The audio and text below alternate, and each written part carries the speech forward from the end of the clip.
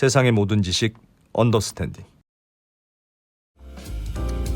네, 자 언더스탠딩 시작하겠습니다. 예전에 네. 그런 게 있었습니다. 개그 콘서트에 팝송 있잖아요. 팝송 가지고 왜 한국말처럼 부르는 거. 아, 그런 거 생각납니까 옛날에? 다들 이불 개고 밥 먹어? 그런 거 좀 예전에 뭐가 있었냐면 셀링디온의 All by Myself가 있었어요. 아. 근데 그거를 오빠 만세 오빠 만세? 오빠 만세 네. 하던 게 있었는데 갑자기 왜? 그게 우리 뇌에 자연스러운 일이다. 그 웃기려고만 하는 게 아니고 아, 뭐 우리 뇌 그렇죠. 굉장히 과학적인 이유 때문에 그런 거다. 어, 오늘 그런 걸 배울 겁니다. 오, 그게 당연한 거다. 당연한 거다. 그게 이상한 게 아니다. 그 오빠 만세가 대체 왜 일어났는지. 네. 참 뇌는 정말. 뇌는 진짜 미스터리하죠. 예. 그 서울대 학교 이인하 교수님 모시고 야, 뇌이야기 좀 또 배워보겠습니다. 근데 오빠 만세가 왜 그런지를 서울대 교수님까지 모셔서 들어야 돼요? 중요한 거라니까요. 자, 이제 교수님 어서 오십시오. 네, 안녕하세요. 네, 네. 그것도 뇌와 관련된 거 맞죠? 이상한 거 아니죠? 그렇죠. 어. 네. 모든 게 다 뇌와 관련돼 있죠. 네. 그래서 오빠 만세를 제가 설명하러 나온 건 아닌데 그래. 인트로를 너무 강렬하게 해주셔가지고 갑자기 요 앞에 놓인 그 퍼펙트 게스라는 예. 책은 쓰신 거예요? 작년 초에 쓴 건데 예. 작년에 계속 이거로 대중 강연을 몇 번 했는데 네. 제가 여기 와서 이 얘기를 한 줄 알았는데 안 했더라고요. 그래서 어. 막 작가님하고 어떤 얘기 할까 하다가 그냥 제 책에 있는 얘기를 좀 좋습니다. 좋습니다. 아, 저희는 그러면 요 책은 굳이 안 읽어도 되겠네요. 그렇죠. 요약본으로. 네. 아, 이런 게 제일 좋아. 뇌에 무슨 일이 일어나길래 그런 것들일까요? 교수님? 그러니까 이 책의 제목이 Perfect Guess인데 게스? 게스. 추측하는 거? 추측. 예. 추측인데 이제 추측은 인프런스 뭐 예. 이렇게 추론 뭐 그거 너무 고상하게 들리고 저는 되게 그냥 찍는다고 그래요. 예. 찍어요? 게스는 정말 아무것도 모르고 찍는 거다. 찍는 게 게스고 예. 근데 이제 퍼펙트 게스라 그러면 완벽하게 찍는 거잖아요. 예. 근데 그게는 사실은 말이 안 되잖아요. 찍는 걸 어떻게 완벽하게 맞춘다는 게 말이 안 되는데. 그러네요. 근데 뇌가 이제 그걸 하려고 진화한 기관 중에 하나거든요. 그래서 왜 뇌가 찍어야만 하는지 모든 거를 그러니까 완벽하게 그러니까 100% 확신을 가지지 못하고 찍어야만 하는지 그리고 그게 어떻게 그렇게 거의 완벽할 정도로 잘 들어맞는지 지난번에 해마 얘기해 주셨을 때 그렇죠. 해마가 뭘 이렇게 보고 하여튼 빨리 판단하는 애야. 그래서 도망가 아니면 쫓아가 둘 중에 하나를 결정하는 애다. 그렇게 배웠던 건 같습니다. 그게 해마의 기능과 이 퍼펙트 게스가 되게 관련이 깊습니다. 그 키워드가 이제 맥락인데요. 맥락? 예, 컨텍스트. 예. 네, 컨텍스트 맥락인데 뇌가 거의 찍을 때 가장 많이 사용하는 어떤 뭐라 그럴까 방법론이 맥락적으로 판단하는 거거든요. 네. 그래서 오늘은 맥락적으로 판단한다는 게 뭘까, 뇌가 이 세상을 맥락적으로 이해하는 게 뭘까 그런 걸 좀 이해하시면, 그러니까 저희가 뇌과학자가 일반인들을 대상으로 모든 현상을 다 쫓아다니면서 설명해 줄 수는 없고 예. 뇌과학이 지금 그런 수준도 아니기 때문에 그런데 이제 뇌과학 연구를 실험실에서 하다 보면 이거는 정말 모든 현상을 관통하는 뭔가 원리인 것 같다 예. 라고 하는 것들이 몇 가지 보이는데 그 중에 하나가 이제 맥락적인 정보 처리. 그러니까 사람의 뇌는 인공지능하고 달리 맥락적인 정보 처리 기계라고 볼 수 있다 거의. 맥락적인 정보 처리라는 게 어떤 거예요? 예를 그러니까 들면? 방금 오빠 만세를 자꾸 하셔가지고 거기서 벗어나기 좀 어려운데 예. 그것도 이제 오빠 만세를 그 개그가 처음 나온 게 그 2시의 데이트 예. 라는 80년대 초에 거기 나와가지고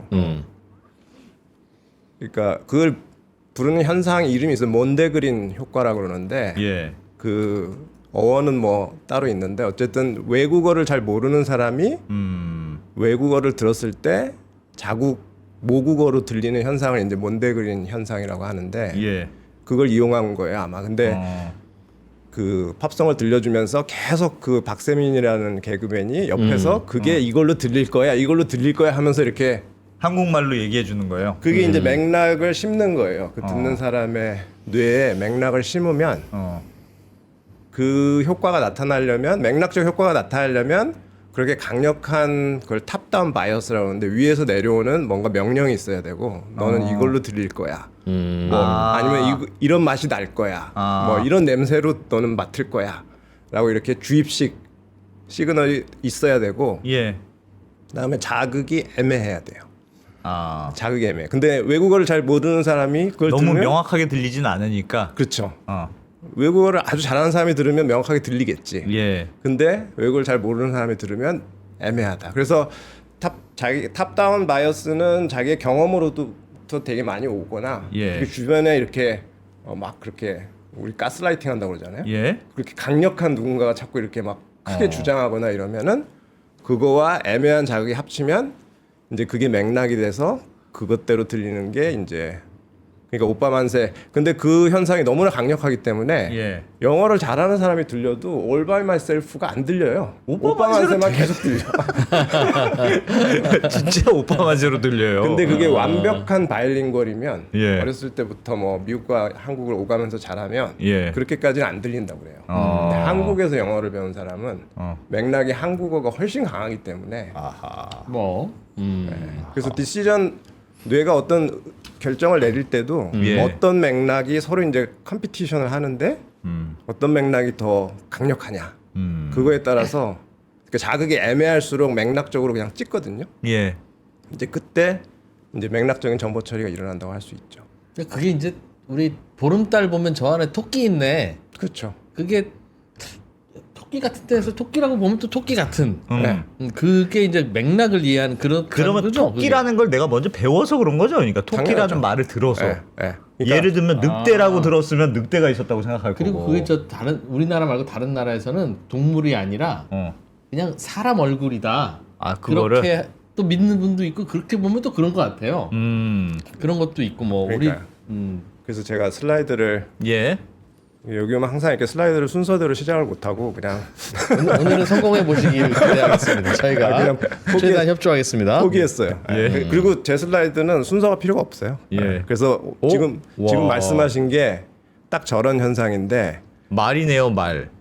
말이 보이죠. 네. 그다음에 뭐 그 저게 실제로 저 사람들이 찍은 거를 올려놓은 근데 저 토끼 같은 건 진짜 토끼 같은데요? 구름이 어떻게 저렇게 토끼. 근데 생각해 보시면은 야. 하늘에 구름이 떠 있을 때 정말 엄청난 가지수의 모양이 나오잖아요. 예. 근데 우리가 저렇게 알아보는 건 몇 개 안 돼요, 사실은. 야, 저거 봐라, 뭐 같다. 근데 만약에 외계인이 우리보다 1000배 더 많은 물체를 보고 예. 그런 학습을 했다고 하면 그 사람들은 그 모든 구름의 형상이 보일 거야. 그러니까 그게 이제 맥락적인 추론의 한계라고 할까? 그러니까 그 사람의 그 맥락이라는 게 어디서 오냐면 학습된 경험에서 오는 거기 때문에 네. 어렸을 때부터 이제 얼마나 뭐 다양한 걸 봤느냐. 그리고 저 구름도 보면은 뭐 유치원 때 기억은 잘 안 나시겠지만 예. 애매한 거 있어요. 예. 야, 저 토끼 봐라 그러는데 저게 어떻게 토끼지 하고 계속 하는데 옆에서 계속 강력하게 토끼 저기가 꼬리고 뭐 이렇게 하면은 그냥 토끼로 보이는 때가 있거든요. 예. 그러니까 그런 것들이 이제 이것도 제가 와. 가져온 완전 건데 거북이네. 거북이. 저거는 몽골에 있는 거북 바위라고 해요. 저도 가보지 못했는데. 예. 그리고 오른쪽 거는 이제 우리나라에 있는 월출산에 있는 큰 바위 얼굴. 저걸 장군 바위라고 불렀다가 이게 무슨 장군함인가 거기하고 지명이 헷갈려가지고 응급구조할 때 문제가 생겨서 뭐 큰 바위 얼굴로 부르기로 했다고 하는데 지방에 가면 저런 게 하나씩 다 있어요. 예. 뭐 무슨 바위, 무슨 맞습니다. 바위. 그렇지. 예. 예. 그런 것도 그 애매하죠. 저게 어떻게 얼굴입니까 사실. 그러니까 얼굴로 보고 싶은 거죠 사람들이. 네, 그러니까 네. 근데 자기가 어린 아이들 특히 이제 데리고 등산 가셔가지고 보여주면은 저게 무슨 얼굴이야 정말 아, 적나라하게 말하는 애들이 있어요. 아이들은 오히려 더 잘 못 봐요? 아이들은 경험이 많지 않으니까. 그러니까 저게 사실은 이제 뭐 영화도 보고 그러면 서양 그 예. 뭐 장군의 얼굴이라든지 뭔가 이런 컨셉이나 경험이나 그러니까 학습된 내용이 맥락이 머릿속에 자리를 잡아야 보이는 건데 예. 어린아이들은 그래서 어린아이들을 데리고 그런 실험을 하면은 굉장히 재밌는 게 많아요. 그러니까 이거는 이제 나중에 얘기하려고 했는데 그 감정도 사실은 맥락적인 학습의 일종이거든요. 그러니까 사람이 굉장히 그 한때 그 유명한 그 오늘 가져오진 않았는데 유행한 그 사진이 있었는데 탤런트가 이렇게 뭐 굉장히 애매한 표정을 짓고 있는. 예. 그러니까 드라마에서 그 씬의 의미를 모르면 그 사진만 딱 보면 저게 우는 건지 웃는 우는 건지, 건지. 아. 예, 뭐 우픈 뭐 이런 상황 그런 거 보여주면은 그런 것도 굉장히 오랜 시간 동안 여러 감정을 그 보면서 학습을 한 어른들은 예. 특히 이제 드라마 많이 보신 분들은 어. 아 저거는 굉장히 미묘한 감정의 어떤 표현이다. 사랑하지만 뭐 보낼 수밖에 없는 그래서 뭐 행복을 비는 이제 그런 걸 알아보는 그래서 이렇게 저게 슬픈 건가 기쁜 건가 표시하라 그러면 할 수가 있거든요. 예. 근데 어린 아이들은 그런 걸 전혀 못 해요. 그러니까 유치원에 가가지고 그런 사진들 보여주면서 이 아저씨가 지금 기쁜 거야 슬픈 거야 그러면 대충 이렇게 찡그리고 있으면 다 슬프다고 그러고. 예. 근데 그 아이들이 이제 학습이 이루어지면서 굉장히 다양한 맥락을 경험하면서 이제 그 애매한 자극을 이제 애매하지 않게 해석을 할 수 있게 되는 거죠. 선입관이군요. 그러니까 일종의. 선입관도 일종의 맥락이죠. 어. 그리고 강력한 맥락이죠, 그거는. 근데 뇌는 기본적으로 그렇게 애매한 게 디폴트로 나타난다는 가정을 가지고 학습을 해요. 예. 그래서 내가 뭔가를 학습하면 지금 A라는 걸 오늘 학습했다 그러면 곧 뒤이어서 오늘 이후로 A라는 게 나올 리는 없다고 전제를 해요, 뇌는. 예. A 프라임이 나오든지 A2 프라임이 나오든지 이건 무조건 변형이 나온다. 그래서 A하고 얼마나 비슷하면 내가 A라고 할 것인가. 그게 이제 맥락적인 추측입니다. 추론. 근데 뇌는 거의 모든 정보 처리를 그런 식으로 해요. 일단 먼저 뭘 배우고 그렇죠. 배운 걸 최대한 써먹는다. 그렇죠. 아. 그게 이제 지금의 인공지능하고 가장 큰 차이점이라고 볼 수 있죠. 근데 왜냐하면 이거는 뭐 여러 가지 이유가 있겠지만 인공지능처럼 많은 데이터를 갖고 다니기가 어렵고 그게 예. 에너지가 너무 낭비가 되고 효율적으로 그리고 이 약육 강식의 이 자연계에서 스피디하게 결정을 못하면은 그게 그렇지. 그냥 아, 아무리 그렇지. 좋은 결정을 지금 즉각적으로 피해야 되는 상황에서 그 아무리 좋은 결정이라도 시간이 늦춰져 버리면은 그냥 죽음을 맞이하는 경우가 많기 때문에 예. 이건 그냥 진화의 어떤 프레셔 그 압력에서 그냥 그렇게 진화를 한 것 같아요. 근데 이제 사람들은 그렇게 찍고 나서 그거를 굉장히 자기가 이제 컴퓨터처럼 디테일하게 논리를 가지고 한 것처럼 사후 설명을 하죠. 그래.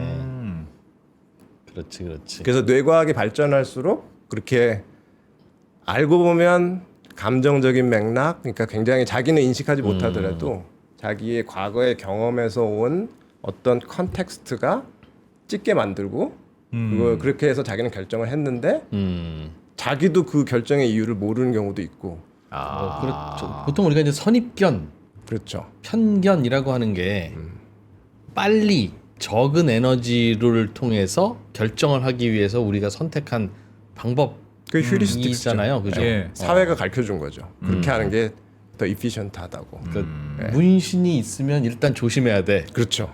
그렇죠. 그거는 사실은 뭐 경험이 있는 것도 아니고 그렇지만 예. 일단 그렇게 판단하는 게 그렇다고 자, 저 사람은 그래도 대화를 한번 나눠보자. 야. 그러면 그게 시간도 많이 걸리고 그래서 아마 인공지능은 야 이거 하는데 전기를 이렇게 많이 먹니? 라는 이 얘기를 인공지능한테 하는데 인공지능 입장에서 억울하죠. 사람은 학습을 하는 건데 어찌 보면 학습이라는 선입견과 편견에 의해서 빨리빨리 판단을 하는 건데 네. 인공지능은 그걸 그렇게 할 수 있는 게 아니니까 예. 그리고- 그런 차이라고 하더군요. 예. 근데 사실은 인공지능과 사람의 가장 그 퍼포먼스 차이를 보려면 그 진짜 애매한 걸 갖다 놔야 돼요. 그 애매한 걸 갖다 놓고 순간적으로 판단하도록 해야 돼. 아, 그러면 짧게. 예, 사람이 우세하죠. 예, 근데 이제 네. 뭐 수많은 빅데이터를 가지고 학습을 한 다음에 그러니까 바둑 같은 거 두자 그러면 인공지능이 그거 두면 안 되는 거예요. 그거는 100% 인간이 질 수밖에 없어. 그러니까 짜여진 룰이 있고 그 애매한 게 나올 수가 없거든요. 예, 그러니까 그런 상황에서 생존할 수 있게, 그러니까 인간의 뇌의 기본 키워드는 생존이기 때문에 이걸 뭐 고상하게 우아하게 논리적으로 해가지고 결정을 하나, 네. 찍어서 결정을 하나. 중요한 건 결과는 생존했느냐 안 했느냐 그 차이기 때문에. 근데 이제 진화의 과정에서 그렇게 찍는 게 훨씬 더 이펙티브했던, 효과적이었던 거예요.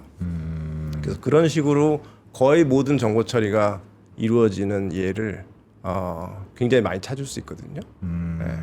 그걸 맥락적 판단이라고 부릅니까? 맥락적 정보 처리라고 하겠죠. 이제 맥락적 뇌에서. 정보 처리. 굳이 이름을 붙인다면은. 맥락을 보고, 그러니까 말은 맥락이지만 사실은 학습된 걸로 판단한다는 뜻이네요. 이게 맥락이라는 게 요 슬라이드를 보시면은 예. 이게 저는 이제 뜨개질에 비유하는데, 그러니까 뇌 세포들로 이루어진 이 망이 있어요. 신경망이. 예. 신경망을 제가 비유를 할 때 이제 신경망이 어떤 정보를 접수하면 그걸 어떤 식으로 그 신경망에 담아둘까? 무슨 바구니에 물건을 담듯이 담는 건 아니고 예. 그 정보에 해당하는 패턴을 그리거든요. 뇌가. 예. 그러니까 신경 세포들 간에 어떤 그 연결의 강약을 만들어 가지고 예. 저기 보이는 방석처럼 사과는 이런 패턴으로 저장하자. 뭐 배는 뭐 다른 패턴으로 저장하자. 그러니까 같은 그물 안에 예. 굉장히 다양한 패턴들을 하면서 나중에 이제 그걸 알아볼 때 저 방석 패턴이 딱 신경망에서 뜨면 저거 사과. 그런 그렇게. 식으로 패턴 매칭을 하는 거는 지금의 인공지능도 이제 그걸 따라하는 거죠. 예. 그러니까 인공지능에서도 그걸 신경망이라고 부르거든요. 사실은 그 인공신경망이지만. 근데 저런 패턴에 완벽하게 매치되는 사과는 다시는 나타나지 않거든요. 예.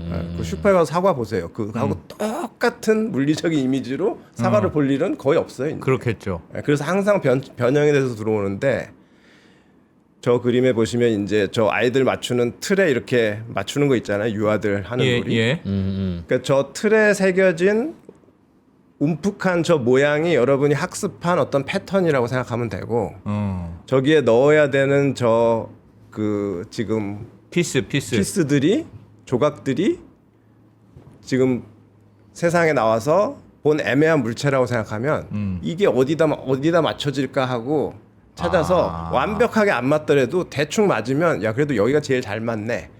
이거는 뭐다. 이런 식으로 하는 게 맥락적인 정보 처리라고 볼 수 있어요. 그러니까 맥락적 정보 처리의 핵심은 디테일이 좀 틀리더라도 예. 그냥 글로벌하게, 그러니까 전체적인 패턴이 비슷하면 맞다고 보자. 말 그대로 찍는 거네요. 그렇죠. 얼추 비슷한 것 같아. 근데 확률적으로 이제 그 뇌가 학습하는 방식은 찍어보고, 그게 이제 어린아이가 태어나면 처음 굉장히 폭발적으로 시작하는 거잖아요. 그러니까 찍어보고 그 피드백을 받죠. 예. 그래서, 맞는지 틀리는지. 네, 그래가지고 계속해서 그 신경망을 수정하는 거예요.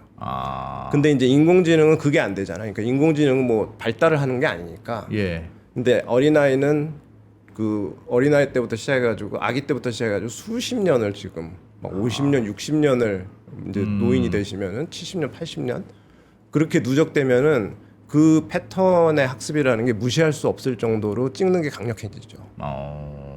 그리고 갖가지 변형에 대해서 어느 정도 잘 들어맞고. 네.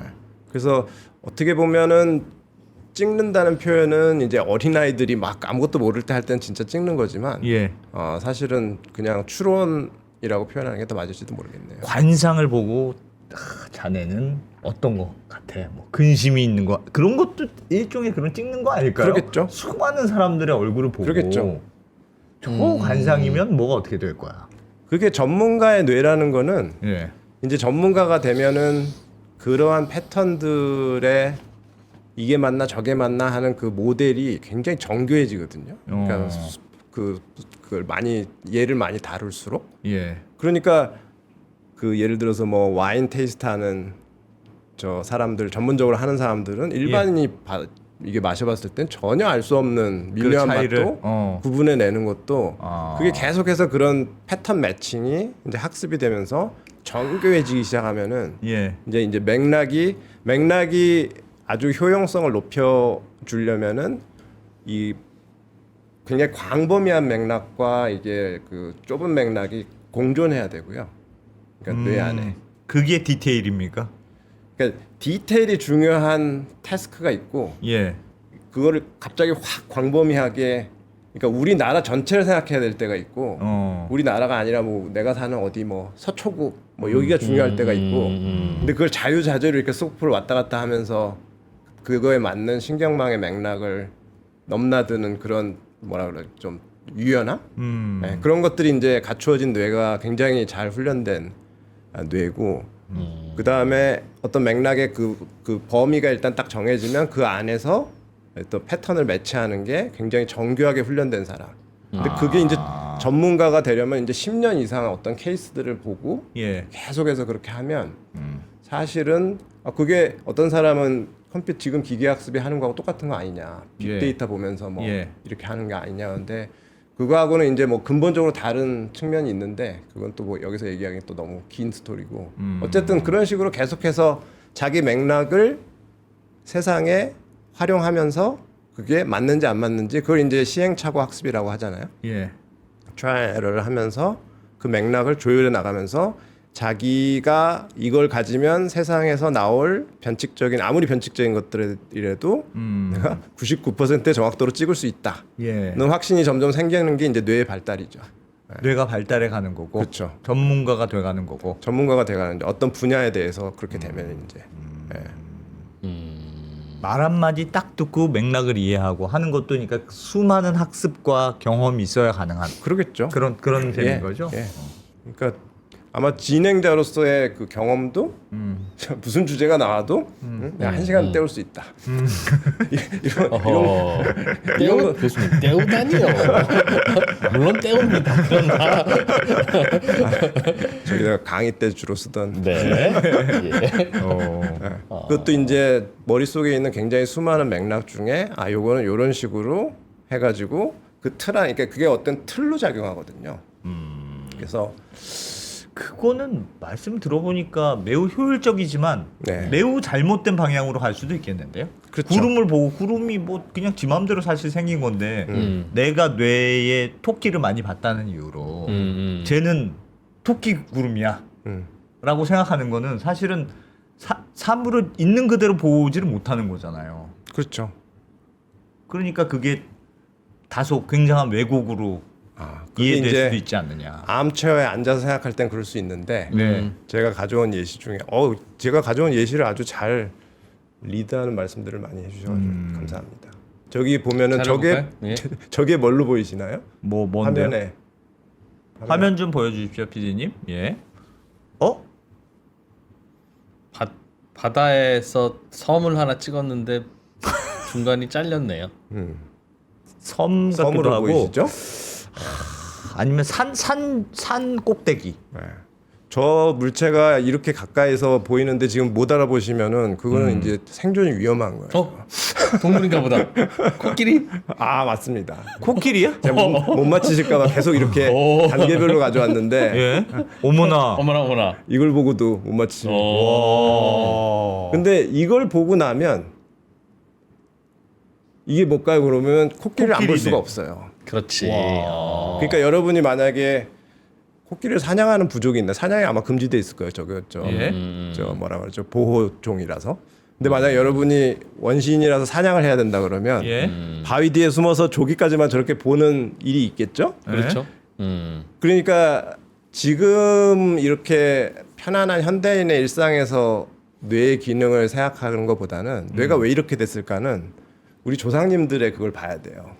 근데 인간은 너무나 나약하기 때문에 이게 코끼리한테 하나 잡으려면 이제 막 때로 덤벼야 되거든요. 그렇죠. 때로 덤벼야 되고 제가 일단 돌진하면은 뭐 때로 저희가 뭐 맞설 수는 없는 거니까 예. 신체적으로 너무나 나약하기 때문에 근데 인간이 여기까지 온 거는 미리 예측하고 저건 뭔 것 같다. 그리고 미리 준비하고 그러니까 미리 근데 이게 나타났을 때 코끼리네. 그렇게 했을 때는 항상 늦는 경우가 많죠. 그렇겠죠. 그게 나타났을 때라는 건 완전한 패턴을 이제 게스를 안 해도 될 정도로 나한테 모든 정보가 있는 거지만 그런 일은 거의 일어나지 않는다는 거예요. 그러니까 코끼리가 반만 보이거나 이거 뭐 코끼리가 꼭 아니더라도 일상생활에서도 예. 뭐 그 자기가 오늘 어떤 일을 해야 될까를 할 때, 그러니까 업무 같은 걸 할 때 오늘 무슨 비즈니스 미팅이 있다. 그러면은 오늘 그 사람은 어떤 데서 온다고 하는데 한 번도 만나본 적은 없지만 거기에 굉장히 전문가라면은 그런 미팅을 많이 해본 사람이면 예. 자기만의 맥락이 있겠죠. 그런 사람은 그러겠죠. 이런 식으로 해가지고 이런 식으로 하면 되겠다. 그게 예측이 없으면은 거기 가가지고 이상한 행동을 하게 될 가능성이 처음부터 진짜 맨바닥에서부터 시작해야 그렇죠. 되니까. 그러니까 그리고 실제로 돌발 행동도 돌발 사태도 많이 벌어지고 애매한 것도 많이 나타나고 이 세상에 너무나 돌발 변수가 많기 때문에 뇌는 끊임없이 예측해서 시나리오를 보고 예. A가 일어나면 이렇게 하고 B가 일어나면 이렇게 하고 C가 일어나면 이렇게 할 거야 라고 대비를 하려는 그런 그 프로세스 혹은 알고리즘이 예. 아주 디폴트로 탑재돼 있어요. 근데 이게 하등 동물로 내려갈수록 그 예측하는 거리가 점점 짧아져요. 인간이 제일 잘하는 것 중에 당연하죠. 하나입니까? 저게? 인간은 10년 후도 자기가 뭐 플래닝하고 그러잖아요. 근데 이제 이 하등 동물도 아니고 이제 곤충 수준으로 가면은 얘네들은 뭐 예측이라는 건 없고 그냥 나타나면 그때 반응한다. 네. 미리 이렇게 낌새를 채고 미리 도망간다 이런 거 있잖아요. 잘 도망가잖아요. 그러기 때문에 그거 이제 센서가 발달했죠. 그거는 이제 좀 다른 문제고. 그러니까 얘네들은 뭐든 상관없이 센서만 건드리면 그러니까 그거는 패턴을 알아보고 도망가는 게 아니고. 그냥 내 센서가 울리면 난 그냥 튄다. 그러니까 우리도 그 건물에 화재 경보 울리면은 뭐 화재가 났든 안 났든 나가야 되잖아요. 예. 그런 거랑 똑같은 거죠. 그런 셈이구나 네. 그거는. 그러니까 하등 동물의 경우에는 그래서 리액트 한다 그러죠. 그러니까 그냥 뭐가 나타나면 그거에 반응하는 거지. 자기가 그게 나타날지 안 나타날지를 예측해 가지고 뭐 행동을 달리하고 이러는 거는 굉장히 고등한 인지 중에 하나예요. 내 이럴 줄 알았어라는 말은 그러니까 그렇죠. 고등동물만 쓸 수 있는. 그렇죠. 네. 그러니까 그게 아주 딱 맞는 표현이죠. 그러니까 야. 내가 생각했던 대로 됐네. 뭐 이런 것들이 다 자기의 그 맥락적인 예측을 컨펌하는 그런 방식으로 사고하고 그런 방식으로 주변을 받아들이는 것이 갖는 특징, 장점, 그러니까 그 결과로 어떤 일이 벌어지고 있다고 해야 될까요? 우리는 그런 방식으로 세상을 받아들이고 있어요. 네, 그런 것 같아요. 네. 근데 그렇지 않았다면 내지는 뭐 그러므로 생각의 쏠림 아니면 뭐 좀 혁신적인 생각을 방해한다. 우리는 그렇게 우리는 받아들이는데 이므로 우리는 어떤 장점이 있어, 어떤 단점이 있어, 또는 뭘까요? 그런 게 그것이 갖고 그런 그 사실이 주는 함의 그거는 임플리케이션. 되게 중요한 질문인데 네. 되게 어려운 질문이기도 해요. 그러니까 현대인들 이건 뭐 제 개인적인 생각인데 현대인들 혹은 현대 시스템, 특히 교육 시스템이 좀 갈팡질팡하고 있는 것 중에 하나가 특히 이제 지금 그 AI가 대세가 되고 막 미래 교육에 대해서 어떻게 해야 될지 지금 완전히 혼란 상태잖아요. 네.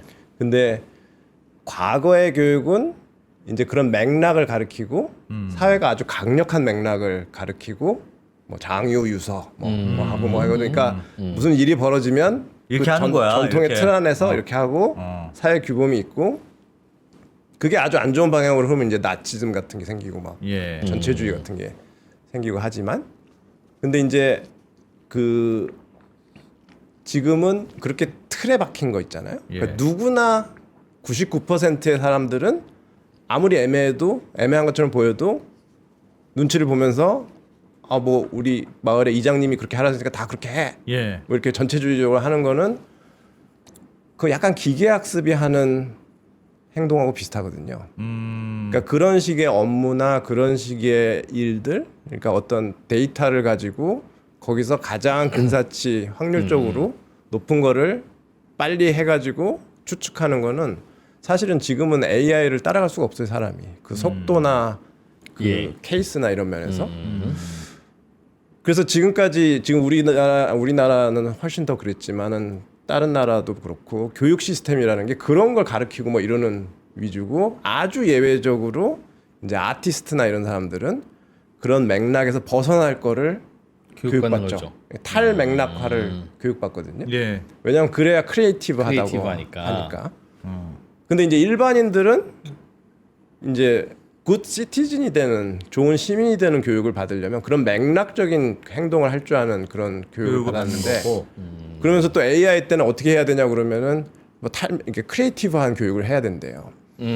근데 이게 뇌에서는 공존하기 좀 어려운 컨셉이거든요. 야, 그러면 왜 이제 야. 너 이 사람은 참 창의적이야. 뭐 독특해. 뭐 이렇게 평가를 받는 사람 있잖아. 아이디어가 좋아. 예. 그런 사람은 말씀하셨던 대로 뭔가 이래 맥락은 학습된 게 거니까 네. 학습을 다른 사람보다 너무 디테일하게 많이 한 걸까요? 아니면 좀 다른 학습을 해온 결과일까요? 아 그게 그것도 되게 어려운 질문인데, 예. 그러니까 창의성, 창조성이 그렇죠. 어디서 나오느냐? 어디서 나오느냐? 그게 봐요. 이제 그러니까 그거는 과학적으로 연구하기는 좀 어렵고 왜냐하면 예. 동물 모델이라는 게 있을 수 없기 때문에. 근데 지금까지 사람들이 생각하는 바로는 특히 이제 뇌과학자가 책도 쓰고 그런 사람들이 예. 있는데,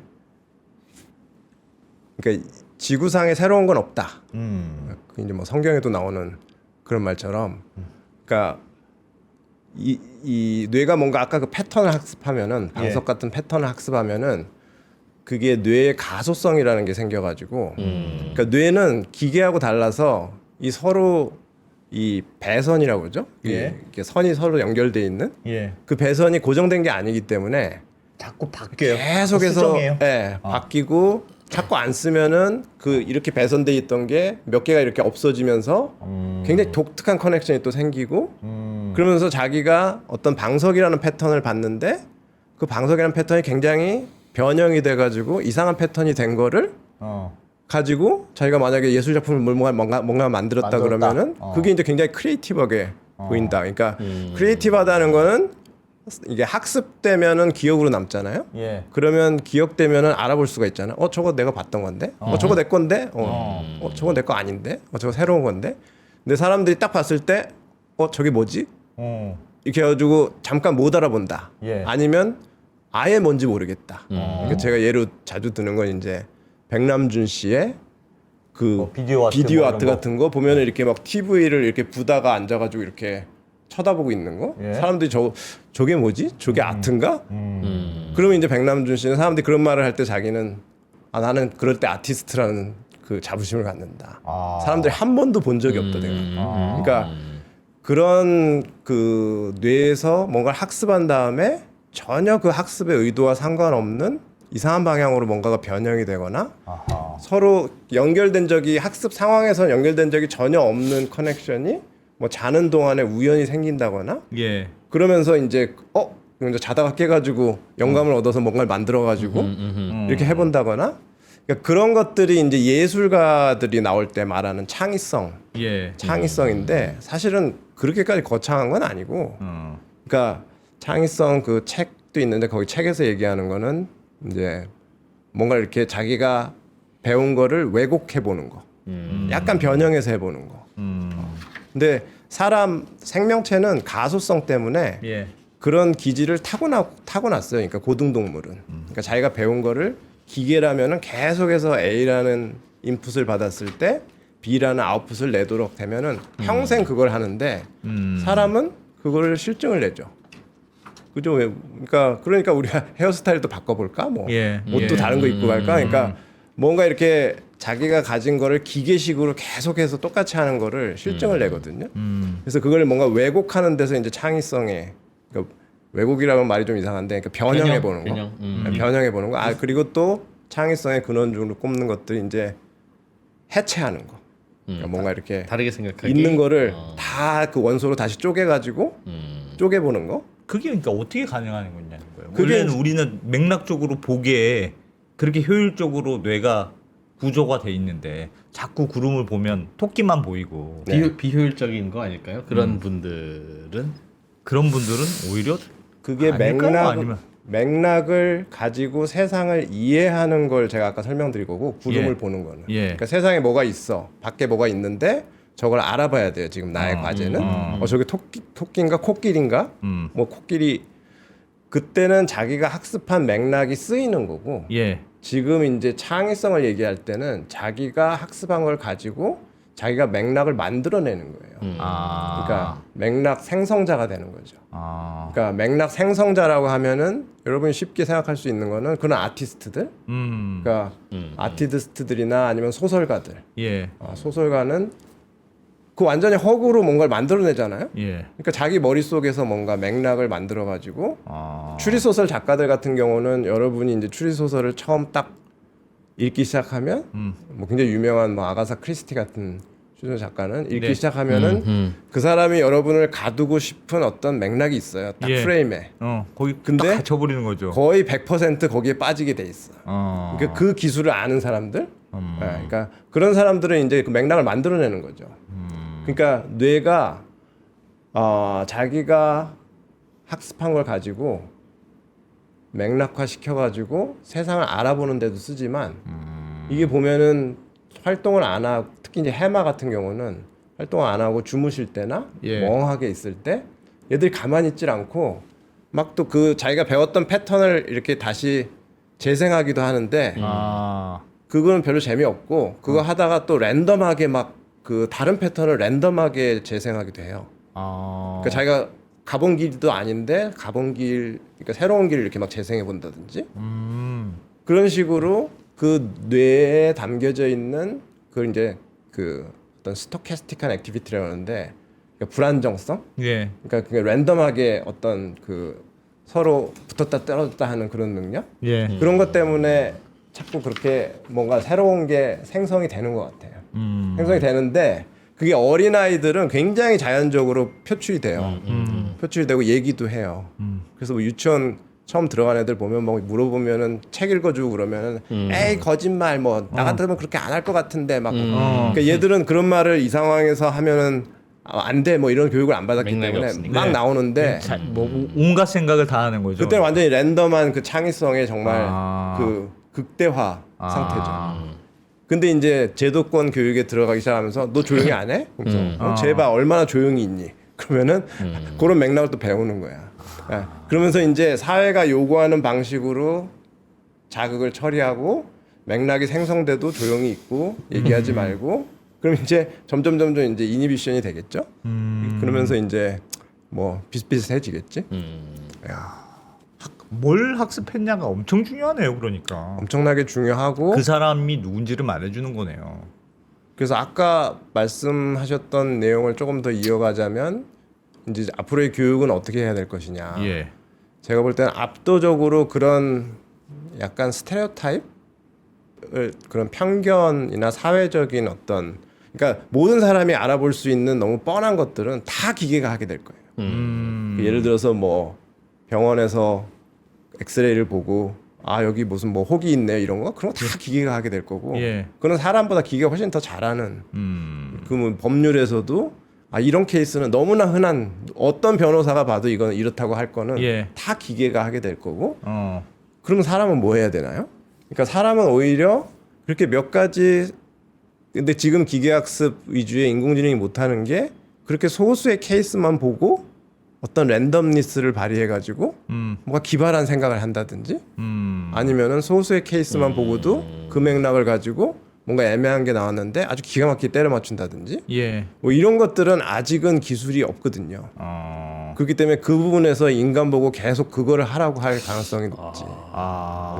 오히려 지금 설명해 주신 바에 따르면 그 인간이 제일 못하는 사회적 것. 맥락에 따라서 판단하고 하는 건 오히려 인간이 그냥 더 빨리빨리 잘하고 창의적인 뭔가를 하는 거는 인간이 되게 어려워한다. 그런데 인공지능은 애초부터 그 인간처럼 빨리빨리 처리하거나 하는 그런 방식의 학습이 아니라 그러니까 알파고가 바둑을 두면 이 자식은 왜 이런 수를 둔 거야? 결과적으로 창의적인 거 되는 거죠. 네, 네. 그래서 오히려 인공지능은 뭔가 창의적인 게 필요한 그런 걸 그러니까 일을 하고 만약 그 판사를 인공지능으로 하게 되면 너는 구류 3일 자식아 이런 거는 그냥 일반 판사가 하지 않을까 오히려. 오히려? 아닐 것 같은데. 문신이 있잖아. 넌 그 일주일 자식아. 그 반대일 반대일 수도 있을 거예요. 거예요. 네, 반대이고 사실 뇌 자연 상태의 뇌를 예. 들여다보면 세포의 활동을 이렇게 들여다보고 있으면 예. 사실 인간의 뇌는 그런 그 기계적인 일을 반복적으로 정확하게 하게 만들어진 그 뭐라고 하죠? 장기가 아니에요, 이거는. 근데 아마도 그 산업혁명이 되면서 이게 거의 인간이 기계 부속품을 해가지고 그게 이제 교육의 어떤 모토가 되면서 그래서 거의 그 생활의 달인 수준으로 해야 뭐 어떤 그걸 뭐라고 그러죠? 그러니까 기술 장인처럼 예. 그런 것들이 근데 그걸 또 뇌가 놀라운 게 그 천성적으로는 그런 걸 잘 못하는 그런 건데 또 연습하면 그게 되거든요. 예. 근데 사실은 그거는 기계가 지치지 않고 훨씬 더 잘할 수 있었던 거고. 그러니까 지금까지 그래서 어떻게 보면 인공지능의 지금 창궐을 이게 약간 새로운 르네상스가 오는 것처럼 얘기하는 사람도 있거든요. 예. 인간의 뇌가 다시 본성으로 돌아가서 인간은 이제 이 기계가 못하는 것만 하면 돼. 지금까지는 인공지능이 진작에 나왔으면 이런 거 할 필요도 없었는데 잘 하지도 못하는 거를 그냥 죽어라고 막 하고 그러니까 제가 뭐 옛날에 고등학교 때도 막 예. 그 새벽에 가가지고 자율학습한다고 밤 9시 10시까지 사람이 그렇게 학습할 수는 없거든요 사실은. 그리고 기계가 예. 훨씬 지금 인공지능이 그렇게 학습을 하잖아요. 근데 지금 그런 게 그렇게 살아야 성공하는 거고 뭐 열심히 하면 그 되는 거고 예. 뭐 그런 식으로 했던 전체 이 사회의 맥락이 다 무너지는 거예요. 그 인공지능 때문에. 근데 사람들은 지금까지 대안을 만들지 않았어요 그동안. 예. 이렇게 안 살면 어떻게 살아야 되는데. 그렇죠. 그러니까 거기 뭐 응답하라 뭐 이런 데 보면 나오잖아. 아버지가 막 술 마시면서 그럼 나는 어떻게 살아야 돼? 뭐 지금 약간 그런 형국이니까 사람들이 막 인공지능 잘한다고 박수 치면서 한편으로는 좀 걱정이 되는 게 그럼 나는 이제 어떻게 살아야 되지? 근데 그거는 걱정할 필요가 없는 게 본성으로 돌아가면 돼요. 뇌는 원래는 그냥 가만히 내면 어린애들을 뇌를 보세요. 그 행동이나 이런 걸 보면은 사방으로 튀고 굉장히 창의적이고 근데 이제 이제 대학교에서도 이제 지금 전통적인 지식 위주 교육은 다 인공지능이 거의 레벨에 맞춰서 다 해주기 때문에 앞으로 우리는 뭐 해야 되냐 이제 이런 논의가 굉장히 활발하거든요. 근데 그게 통통 튀고 굉장히 랜덤한 어떤 커넥션이 만들어지면서 창의적인 아이디어를 내고 이런 것들이 뭘 알아보고 잘 살고 이런 거라기보다는 어떤 그 문제 발견? 그러니까 아무도 문제라고 생각하지 않았던 거를 발견해가지고 그거를 AI나 이런 것들을 다 써가지고 해결하는. 알겠습니다. 그런 사람이 앞으로 중요할 거는 같은데 네. 어떤 학습을 해야 그런 사람이 되냐는 거예요. 그러니까 제 궁금함은 네. 예를 들면 뭔가 그래도 학습을 많이 해야 되지 않습니까? 우리가 학습을 하지 말고 어린애처럼 그냥 아무것도 배우지 마. 그럴 수는 없으니 뭔가 학습을 해야 되는데 학습은 하면 할수록 맥락이 점점 뇌에 선입관이 많아질 거 아닙니까? 그렇죠. 그러니까 내가 뭔가 그래. 크리에이티브한 게 안 보이고 어디선가 계속 다 본 것만 나와요. 저도 바로 그 질문을 똑같이 하려고 그러는 건데 어린아이는 창의적이잖아요. 네. 창의적이라고 의도해서가 창의적인 게 아니라 몰라서. 그냥 그 자체로 창의적인데 예를 들면 앞에서 처음 보는 참 본 것 같기도 하고 잘 모르겠는데 사자가 걸어와. 그러면 일단 몸을 피해야 되는 게 우리 어른들의 선입견이자 편견인데 사실 그렇잖아요. 저 사자가 왜 오는 줄 어떻게 알아. 그러나 일단 피해야지. 날 잡아먹을지 모르니까. 그런데 아이는 가서 아이, 안녕, 귀엽다. 네 이름은 뭐야? 아유 이러마 이런 식의 창의적인 응대를 하다가 리스크가 커지잖아요. 그러니까 어른들은 그 리스크를 직관적으로 아니까 혹시 저 뭐 사자가 와서 나한테 로또 당첨 번호를 가르쳐 줄지도 모르지만 그냥 일단 피하고 보는 사고를 하는 건데 우리는 앞으로 창의적인 사고를 할 수 있도록 하고 그건 그냥 인간의 예전의 뇌로 돌아가면 된다라는 거는 어떻게 돌아가야 되는지 그냥 모르겠어요. 그럼 그러니까. 일반적인 학습을 안 하고 사자가 오면 안녕 사자야 하면서 살면 창의적이 된다는 뜻입니까? 아니에요. 그러니까 그 아니 이렇게 어려운 주제를 설명하려고 나온 건 아닌데 오리 뭐 토끼 이런 거 근데 이거 되게 중요한 주제라서 되게 재밌는데 예. 그 로빈 윌리엄스라고 아시죠? 저 돌아가신 그 배우 헐리우드 배우인데 굉장히 익살스러운 예. 말빨리하고 막 굿모닝 비엔남 죽은 시인의 사회. 죽은 시인 사회 나오고 이 사람이 굉장히 희극 배우처럼 그렇게 했지만 그 진짜 정통 그 셰익스피어 막 그런 연극 같은 걸 제대로 배운 사람이에요. 그러니까 그 뭐 짐 캐린 이런 사람들 예. 그 되게 우스워 보이 희극 배우처럼 보이지만 예. 실제로 정통 연기를 굉장히 오랫동안 배우고 아. 그러니까 어떤 분야에 이제 특히 아트 분야가 이제 그런 크리에이티비티를 설명하기 그래, 위해서 맞아, 자주 맞아. 쓰는데 완벽하게 클래식의 맥락을 갖춘 상태에서 거기서 이게 그 분야의 어떤 히스토리 전체를 봤을 때 없던 스타일이다 이게. 맞아, 왜? 맞아. 예, 그러니까 그 맥락 안에서 탈맥락적으로 보이는 그런 게 중요한 거지. 그냥 그런 그냥 엉뚱한 게 아니고 엉뚱한 거는 그냥 이상한 거예요. 그거. 아, 그거는 뭔가 그래. 창의적인 게 아니고. 맞아. 아. 예. 뭔가 그 인상파 화가들의 그림을 보면 좀 과장되게 현실과 다르게 그리지만 예를 들면 빈센트 반 고흐가 예전에 그렸던 젊을 때 그림을 보면 진짜 사진처럼 그려요. 맞아요. 천재구나 이 사람은 진짜 그림 피카소도 잘 그래요. 그린다. 예, 피카소가 막 이렇게 그러더라고요. 라인으로 그리기 전에 옛날에 그렸던 것들을 보면 야 저게 사진이냐 그림이냐. 그러니까 그럴 능력이 되는 사람이 아. 그 틀을 가지고 뭔가 이렇게 안에서 랜덤한 다르게 해야 해가지고 된다. 자기만의 스타일을 야. 근데 그렇구나. 그런데 이제 안 대표의 질문과 이제 저도 동의하는 그 부분은 자꾸 이렇게 뭔가 그럼 배울 거는 다 배우고 나서 창의적으로 생각해야 된다는 말로 들리는데 배울 거를 다 배우고 배웠더니? 하다 보면 배운 거 안에서만 어떻게 놀게 돼. 창의적으로 하냐 점점 창의적이지 말고 학습해야 하는 뭔가를 해라고 하는 게 학습인데 그러니까 제 가설 중에 하나는 그러니까 그게 뭔가 예를 들면 피카소처럼 그림만 엄청 그려요. 전통 클래식 그림만 훈련을 했어.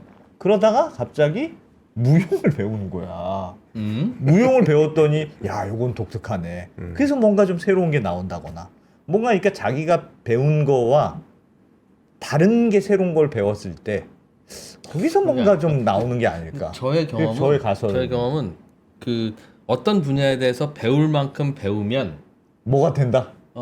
이제 거기에 대해서 비판적으로 이제 접근하는 것도 생기게 되죠.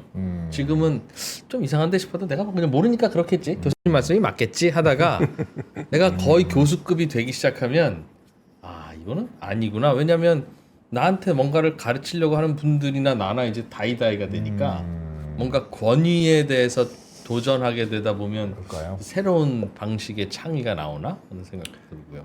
그러니까 예를 들면 예. 어린아이한테 이제 책을 읽고 음. 뭔가를 논의를 거의 그러니까 애들한테 독서를 시킬 때 뭘 하냐. 예. 이제 엄마들이 제일 주안점으로 삼는 게 다 읽었니? 아직 읽고 있어. 빨리 가서 다 읽어.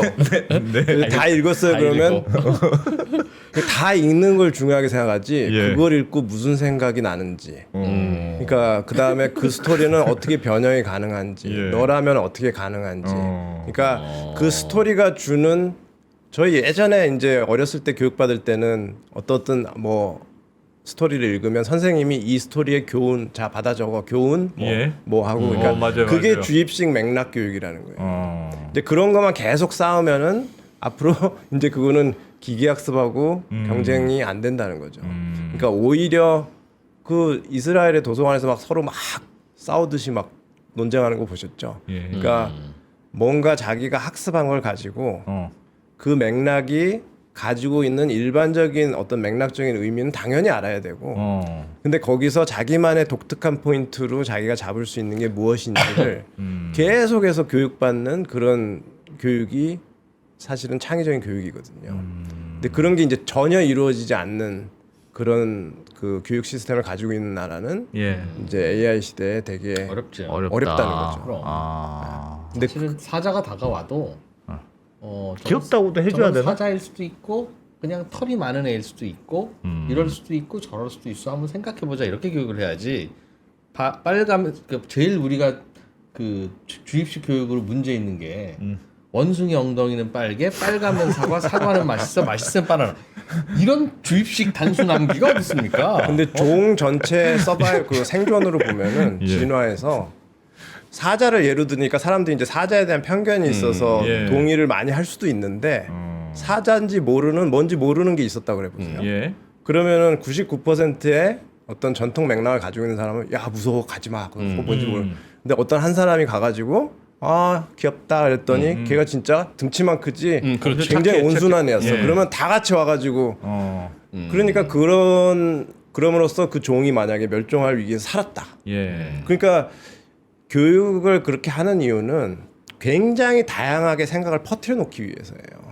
그래야 인류의 어떤 문제가 컬렉티브한 어떤 문제가 올 때 그거를 굉장히 그 중에 한 사람이라도 그게 이제 돌연변이가 될 수도 있고 뭐가 예, 될 수가 예. 있지만 그런 어떤 랜덤한 생각을 했던 사람이 그거에 대처할 수 있는 그게 되는 거죠. 근데 뇌는 그런 인터널한 어떤 랜덤니스를 그냥 자연 발생적으로 가지고 있다는 걸 강조하는 거예요. 그래서 원신으로 돌아가자는 게 아니고 예. 근데 그런 걸 교육이 지금은 훨씬 더 부스트 시켜줘야 될 그런 시대에 왔다는 거죠. 아 그러면 뇌는 교육 방향에 따라서는 빨리빨리 편견과 선입견을 갖도록 만드는 방식도 가능하고 그렇죠. 그렇지 않은 방식도 가능하다. 그게 가소성이에요. 그러니까 환경에 무조건 적응한다는. 방향을 바꿔야 된다. 예. 그래서 그런 식으로 하면 사실은 뇌는 어느 정도 맥락과 어느 정도 탈맥락을 동시에 할 수 있는 능력을 가지고 있거든요. 뇌가 예. 와 대단하네요. 저번에 양궁 그 예로 든 게 예. 맥락과 시끄- 탈맥락의 거의 절묘한 그 엘리트 수준에서의 조화아니에요. 아. 그러니까 예. 이상한 데서도 속에 훈련시키고. 그거는 탈맥락이고. 어. 근데 자기가 그 연습을 했던 어떤 그런 또 고정된 맥락은 기억을 해야 잘 쏠 거 아니에요? 그러네요. 예. 두 가지가 가능하군요, 그게. 그 두 가지가 돼야 사실은 최상의 학습이라고 볼 수 있는 거죠, 사실. 근데 맥락에만 갇혀 있는 게 이제 지금의 기계 학습. 기계 학습이고 예, 인간이 너무 그러면 편견이 가득 찬 사람이 되는 그럼 거죠. 거의 기계가 되는 거죠. 뭐. 어. 그걸 이제 꼰대라고도 표현하고. 기계구나, 기계 꼰대는. 근데 막 탈맥락만 하면은 그거는 진짜 또라이, 기괴한 거지, 그냥. 기괴한 거죠. 그건 또라이고. 적당해야 되는데 아. 그 이제 말씀하신 인공지능 시대가 아니라 그냥 산업화 시대. 사람이 인공처럼 단순 반복적인 일을 해야 되는 그쵸. 시대에는 교육 방향이 그 방향이 돼서 제일 제일 문제가 실은 우리나라도 지금 그렇죠.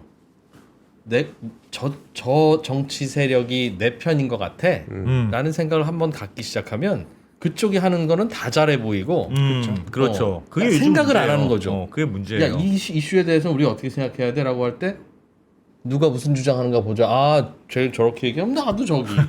그냥 엄마가 하는 말은 다 오라. 근데 그렇게 되는. 그게 양궁 선수로 말하면 이제 아마추어 수준이죠. 아. 정말 엘리트 선수들은 이제 맥락적으로 할 때는 맥락적으로 하지만 이거는 탈맥락적으로 해야 된다. 과감하게 탈맥락적으로 해서 그렇게 하는. 근데 그거는 굉장한 교육이 필요한 것 같아요. 그렇게 되려면 훈련과 그것도 교육이 예, 필요하다. 그러니까 어렸을 때부터 다른 사람이 다르게 말해도 원래 다양한 거야 뇌는 하면서 그걸 다 그 전혀 이상하게 생각하지 않고 근데 너무 획일적인 교육만 받다 보면 이상한 게 나오면 이제 겁이 나는 거예요. 그러니까 더 똘똘 뭉치고 막 이제 그런 특성을 가지고 있죠. 오늘 준비하신 것 중에 감정도 학습된다는 아까 전에 잠깐 말씀해 주셨는데 그건 무슨 얘기예요? 감정도 학습이 된다. 감정이 학습이 될까요? 감정은 감정. 슬프다. 기쁘다. 그럼 이게 지금 뇌과학에서 가장 많이 어떤 이론 같은 게 바뀌고 있는 부분인 것 같은데 예. 그러니까 사람들이 감정을 다 타고났다고 생각해요. 그러니까 자기가 근데 사람들이 가지고 있는 감정이 굉장히 종류가 많거든요. 근데 자기가 가진 감정, 그러니까 뇌과학자 중에는 사실 타고나는 감정은 몇 가지 안 되고 굉장히 원초적인 감정. 아마 갓난아기가 딱 태어나가지고 막 뭐가 좀 언짢거나 슬프거나 하면은 걔는 무조건 찡그리거나 울거나 하고, 예. 그다음 기쁘면 그냥 웃고 헤헤거리고, 어. 뭐 그런 것들이 그냥 기본적으로 가지고 있는 거고. 예. 근데 우리는 굉장히 다양한 감정을 느끼잖아요. 예. 근데 그거는 어디서 오는 거냐? 그거는 생후에 다 학습된 거래요. 그러니까, 다 학습된 거라고요? 그러니까 그 감정을 느끼는 게 학습된 게 아니고 예. 이거를 무슨 감정이라고 표현할 것인가. 그리고 그 감정도 감정의 중요성이 뭐냐면 예. 굉장히 중요한 맥락으로 작용을 해요. 그게.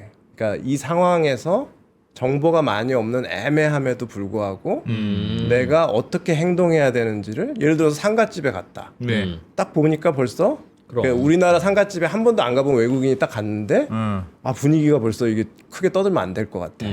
그리고 만약에 상갓집을 한 번도 안 가본 사람도 이게 다 사람들이 좀 우울해 보이고 이러면은 자기가 어떻게 해야 된다는 대충의 가이드라인을 주거든요. 예. 아니면 뭐 히히덕거리는데 가면은 아 이제 좀 풀어줘도 되나 보다. 학습된 감정이 눈치구나 그러니까. 눈치도 눈치 그중에 코치. 눈치도 그 중에 하나고 아니면은 뭐 애인 관계에서 예. 굉장히 그 미묘한 있지, 저거는 그치. 무슨 표현일까? 그치. 그 사인을 잘못 알아가지고 특히 어. 남자들이 막 이상한 행동했다가 막 엄청나지. 오빠 바빠 그러면 바쁜지 안 바쁜지에 대해서 얘기하라는 게 아니에요. 너 전화 자주 안 할래? 라는 의미니까 오빠 바빠 그럼 미안해가 정답이지. 바쁜데? 응? 안 바쁜데? 이게 아닌 건데. 자기가 가진 굉장히 원초적인 감정은 사실은 그 여기서 이제 approach avoidance라고 하는데 이걸 접근할 것이냐 회피할 것 아니 접근할 것이냐 회피할 것이냐 그 두 가지 행동을 결정하기 위한 어떤 과정일 뿐이에요. 근데 그 과정을 상황이 워낙 다양하고 자극이 워낙 다양하기 때문에 학습해야만 알 수가 있는 거예요.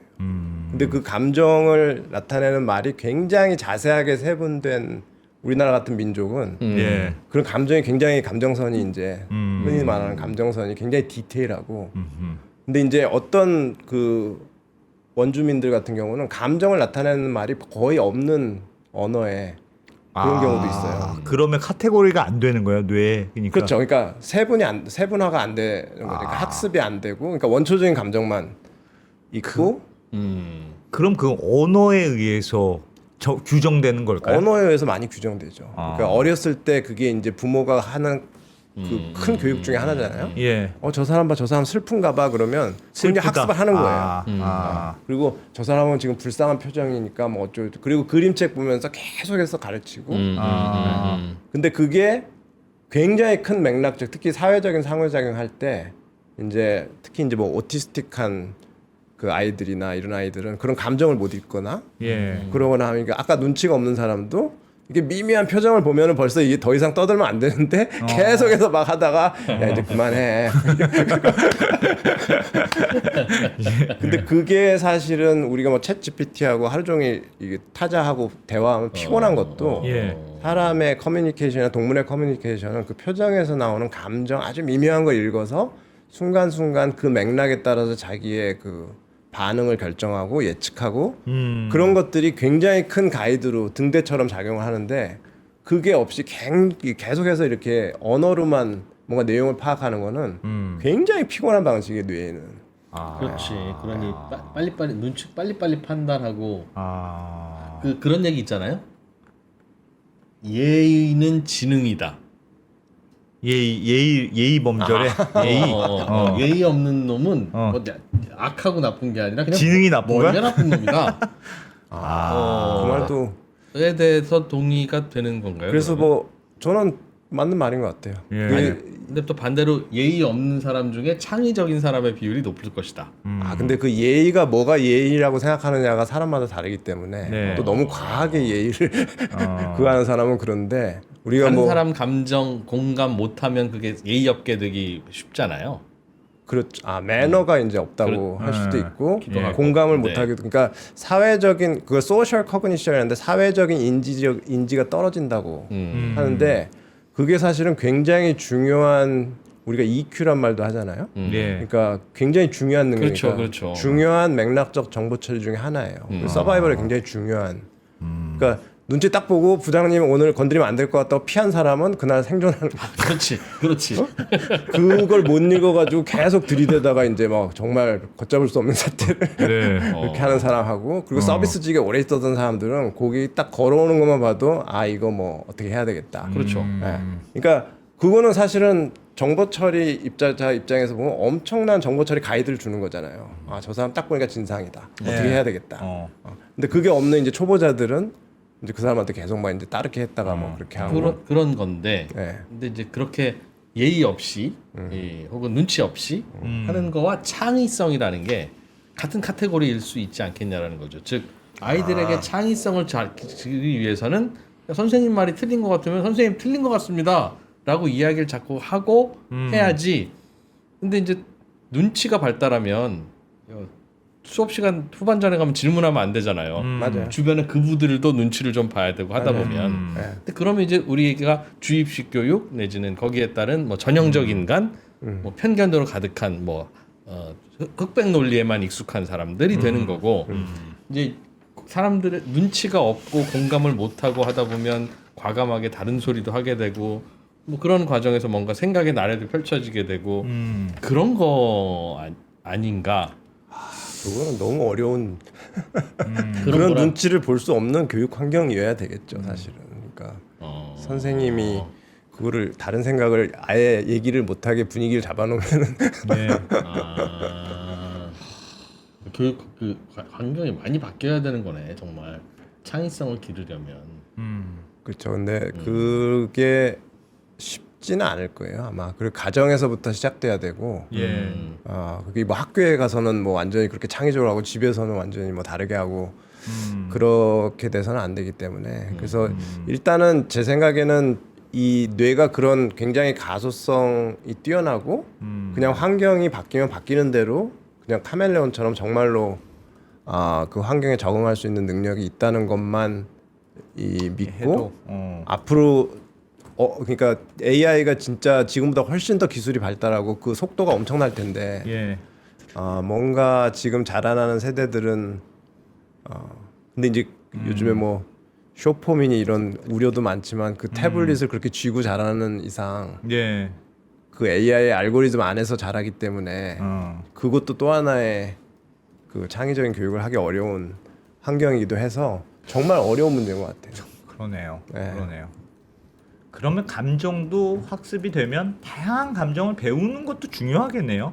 그래야 중요하죠. 공감 능력이 높아지겠네요. 중요하죠. 네. 그리고 그 학습과 그냥 어떤 다른 역사를 배우면서 하는 하는 맥락 거하고 학습과 또 다 다르죠. 다르지 않다고 봐요 저는. 다르지 않다? 네, 다르지 않다고. 그러니까 지금 서양 그 학문에서 가장 오류를 범했던 게 이 예. 감정과 이성이 대립되는 거고 이성을 철학적으로 뭐 교육시켜 가지고 지식인을 만들면 감정을 잘 컨트롤할 수 있게 돼 가지고 뭐 이제 지식인이 되고 그렇지 못한 애들은 야만인처럼 감정이나 맨날 휩쓸리고 이런 건데 뇌를 보면은 사실은 어떤 의사결정을 하거나 어떤 맥락적 정보 처리할 때도 감정적인 맥락이 그 기저에서 그 틀을 잡거든요. 그러니까 그거는 분리할 수가 없어요. 분리가 안 되는 거예요. 분리가 안 되는 거예요. 그러니까 그거를 그렇게 할 수 있다고 생각한 건 인간이 사유에 의해서 만들어낸 스토리지. 그러니까 생물학적으로는 그렇게 안 돼 있는 거예요. 그렇구나. 그러니까 경제학에서 인간의 소비가 왜 쟤네들은 저렇게 그 말이 안 되는 저걸 어떻게 설명할 것인가? 예, 막 주식시장에 왔다 갔다 하는 거 저거 왜 저러나? 왜 저렇게 겁을 먹고 다? 그러니까 그런 것들이 그 내재돼 있는 어떤 감정적인 굉장히 원초적인 또 어떻게 보면 하등 동물에게서도 있는 네. 그런 것들이 물 밑에서 계속해서 뭔가 맥락적인 정보 처리를 하고 있기 때문에 네. 그렇다고 보는 거죠. 야. 야, 진짜 뇌는 진짜 신기하구나. 오늘 뭐 준비를 많이 하셨나 보지. 우리 딴 얘기하느라고 그냥. 좀 그러지 좀 맙시다. 우리 준비해 오신 재밌는 얘기 몇 개 좀 해주세요. 이게 맥락을 딱 그렇게 잡으면 그 네. 맥락에 빠져서 하는 것도 재밌어요. 그렇긴 한데. 네. 그래도- 저도 이걸 준비하면서 야 이거를 할 일은 별로 없을 것 같다는 자꾸 그렇게 예. 맥도날드 이야기 이게 맥거크 효과 이건 뭐예요? 맥거키 이펙트는 저거 되게 유명한 현상인데 예. 그러니까 뇌가 하나의 맥락적인 정보 처리라는 거는 전체 패턴을 본다는 거거든요. 예. 그래서 저게 실험을 할 때 그 어떤 사람이 입을 이렇게 입으로는 바를 해요. 바. 이렇게 바 하는 거를 들려줘요. 예. 보여줘요. 예. 근데 귀로는 이제 그 가라는 사운드를 들려줘요. 입으로 뭘 그러니까 보이는 거는 바인데. 보이는 건 입 모양은 바인데 아. 눈을 감고 들으면 가야. 예. 아. 그래서 바가 보이고 뭘로 들리냐? 네, 바가 보이고 가가 가가 들렸을 들리면 때. 뇌는 그거를 파로 들어요. 두 개를 섞어가지고요? 네. 그래. 와. 그러네. 그 저거 유튜브에 되게 많아요. 그러니까 한번 해보시면. 예. 근데 어? 그 이쪽에 한국말도 돼요. 뭐 다, 파, 뭐 하면은 그 중간으로. 그러니까 이게 이제 뇌 안에서 모든 채널이라는 게 이제 눈, 귀, 코, 입 이런 걸로 세상의 정보가 이제 샘플링이 되고 들어올 거 아니에요? 네네. 예? 그러면 얘네들이 종합적으로 만들어내는 어떤 패턴의 어떤 중간값 같은 거. 그게 이제 맥락적인 효과가 있다는 거예요. 그게 맥락적인 정보 처리라고 하거든요. 예. 그러니까 그거를 나타내는 이제 어떤 데모 중에 하나예요. 굉장히 파워풀한 데모 중에 하나고. 그러니까 왜 그럴까? 그건 왜 그렇습니까? 그러니까 우리 인간은 사실은 시각을 더 믿거든요. 예. 예, 시각을 더 믿는데 이제 가라고 소리가 들려도 예. 눈으로 바라는 사운드를 내는 것처럼 보이면 자꾸 바 쪽으로 가는 거예요. 시각에 약간 더 웨이트를 줘가지고 어. 이제 파라고 듣는 것 같아요. 그러니까 원래는 그냥 가라고 들려야 되는데. 가라고 들려야 돼. 그리고 그 상태에서 바로 눈을 감으면 네. 가라고 들려요. 아. 그러니까 이거 시각만 방해를 안 하면. 그러니까 눈으로 보는 것만으로도 뇌가 왜곡 현상이 일어나는 거예요. 그렇죠. 어. 그 왜곡이 이제 맥락적인 정보 처리죠. 그러니까 자연계에서는 저럴 일은 별로 없기 때문에. 예. 근데 이런 게 되게 많아요. 그러니까 자기가 시각적으로 어떤 맥락을 보고 있는데 뭐 소리가 아니더라도 후각적으로 뭐가 들어오면 자기 시각이 주는 맥락을 가지고 그냥 해석을 해버리는 경우가 많으니까 찍는 경우가 많아요. 예를 들어서 제가 책에 예로 든 거는 삼겹살집이 많이 보이는 거리를 막 지나가는데 어디서 고기 굽는 냄새가 나면은 야 삼겹살 냄새 너무 좋다. 오늘 뭐 삼겹살 근데 알고 봤더니 그 냄새는 옆에 그 양꼬치 집에서 나오는 냄새였는데 자기는 이제 눈으로 눈으로 보는 건 전부 다 삼겹살 환경이기 때문에 그거는 삼겹살 냄새 한다는 탑다운 시그널이 내려오면 예. 그래서 여러분이 어떤 이제 약간 생활의 팁 같은 거는 정보 처리를 할 때 어떤 맥락에 이게 좌지우지 되고 있는지가 정말 그 본인이 그걸 알 수 있는 약간 메타인지가 있어야 하는 것 같아요. 안 그러면은 뭐라 그러나 좀 자기가 굉장히 어떤 큰 맥락에 휘둘릴 수가 있고 예. 아까 그 맥락 생성자라고 했던 사람들은 그걸 바라죠 사실은. 사실 뭐 그 실리콘밸리의 그런 업자들은 이런 맥락 생성자가 되길 원하는 거니까 사람들이 스마트폰으로 계속해서 그 맥락에 빠져 살기를 바라는 거죠. 그래야 돈을 벌 수 있으니까. 그러니까 거기서 빠져나올 수 없는 강력한 맥락을 만들어 놓지만 뭐 그런 효과들도 있고 아까 그 몬데그린 현상도 오빠 만세 오빠 만세도 그 현상 중에 하나고 그런 것도 중에 하나고 다 맥락과 관련된 거네요. 그렇죠. 그러니까 자기가 학습한 적이 없었다면은 나타나지 않을 그런 것들이 그리고 자극이 애매하기 때문에 그래서 아까 그 맥도날드 AI 그거 되게 재밌는 요즘의 스토리인데 예. 그 맥도날드에서 어딘가 IBM인가 하고 뭐 손잡고 뭐 인공지능으로 주문을 받았는데 드라이브스루에서 그 망했잖아요 완전히 2-3년 하다가 주문을 잘못 받아서 무슨 왜요? 맥너겟 너겟 20개를 주문받았는데 그게 우리 돈으로 한 30만 원어치 됐다고. 그러니까 개념적으로 30만 원어치 닭고기 주세요 그러면 손님 30만 원 맞나요? 확인을 해야 되는데 그 맥락을 모르나 봐요. 그러니까 세상에 대한 모델이 없는 거죠. 그러니까 모델이 없는 상태에서 통계로만 배웠기 때문에 네. 그런 주문을 할 수도 있지라고 판단하고. 근데 그게 문제이기도 하지만 이제 원초적인 문제는 이 미국 사람들의 그 발음의 다양성.